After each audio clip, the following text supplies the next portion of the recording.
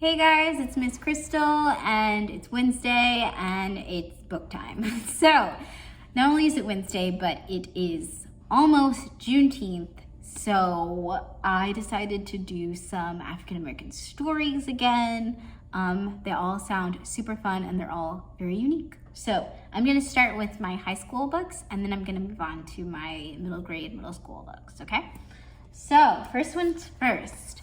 Nubia Red One. So Nubia Red One is another of those like DC books made for teens sort of situations. It is a comic book. These are the illustrations. I think they're really pretty and they're full color illustrations. So that's always nice.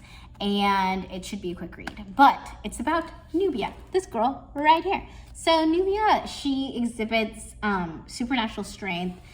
She basically has similar powers to Wonder Woman, but she isn't called Wonder Woman, and she's reminded of that often because she is Black, and every time that she tries to rescue someone, people remind her of her race and that they don't want her to really be a hero, or that they don't see her as a hero because she's a Black woman, and they've never seen a hero like her before, so, you know.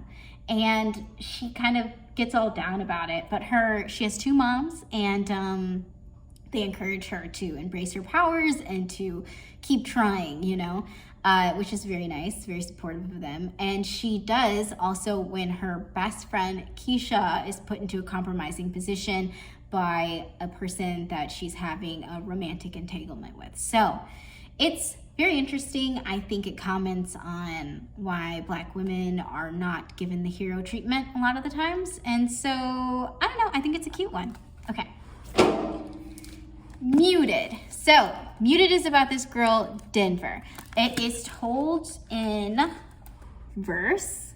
So, as you can see, I think it's a good start. I think these are always good starters for people that don't know if they appreciate or like poetry. Also for people who have a hard time getting through books, this can make you feel like you're getting through it really fast because there aren't that many words.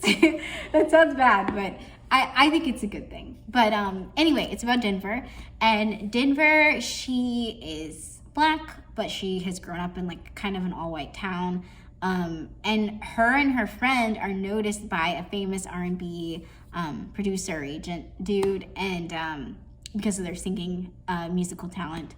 And he kind of like embraces them and takes her into his world and like funds her studio sessions and like anything that she needs to like further her art. But you know, there's no free lunch here. And so he asks for things from her that are not always appropriate.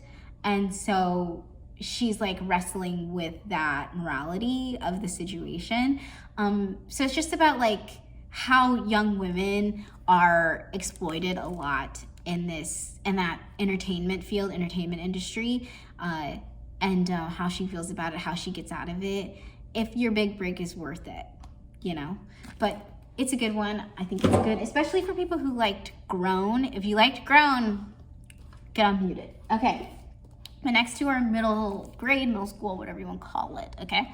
So this is Amari and the Night Brothers.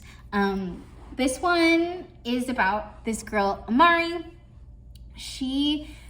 Her brother, Quentin, he went missing a few years ago, and she is looking everywhere for him. And the police kind of give up the search, and they tell her that like she should too, but she doesn't.